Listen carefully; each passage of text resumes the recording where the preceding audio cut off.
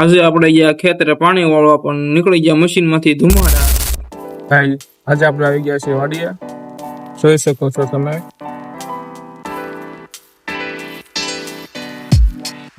આવી કંઈક આપણી વાડી છે અને જો તમને આ બધું ખાલી બતાવે છે.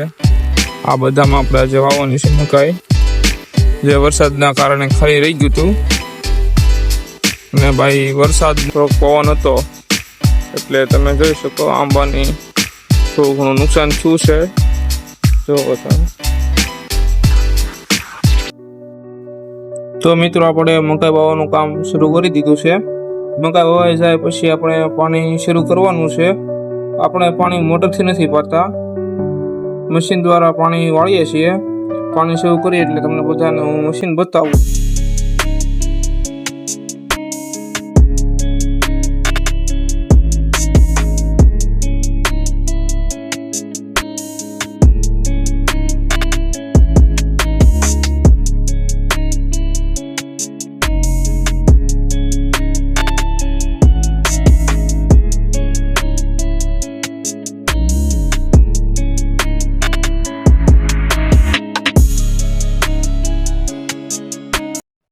તો આપણે પાણી શરૂ કરી દીધું છે. આ છે થોરિયો ને એક કેરો તો પી ગયો છે, બીજા કેરામાં જાય છે. બીજા કેરામાં પણ પોગો આવ્યું છે.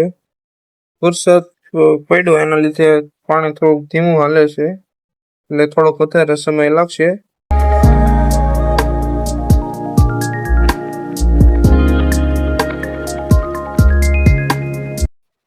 આપણે જેટલી મકાઈ વાવેલી એટલી બધી પાઈ દીધી છે અને હવે આપણે જવાનું છે મશીન બંધ કરવા માટે. તો હું તમને મશીન પણ બતાવું. તો મેં કીધું હતું કે હું મશીન બતાવીશ. તો આ છે મશીન, ડીઝલથી હાલે છે અને આના દ્વારા મશીનનું લીવર વધીએ, ધુમાડા પણ કાઢે. પાણી ધીરું આવતું હોય તો આને વધારી દેવાનું એટલે પાણી પણ ફૂલ આવે. અને હું તમને મશીનનું સાઉન્ડ પણ સંભળાવું. આ મશીન કોને જોયેલું છે કોમેન્ટ કરી દેજો. જવા માટે આપણે ખેતરમાં બધું કામકાજ પૂરું થઈ ગયું છે. મકાઈ પણ વાવી દીધી અને પાવાનું તે પાઈ દીધી. હવે હું તમને મારું ગામ બતાવું છું. તો આ છે મારું ગામ, આ છે મારું ગામ.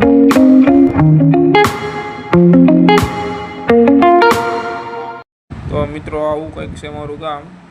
અને મળીએ હવે નવા વ્લોગ સાથે.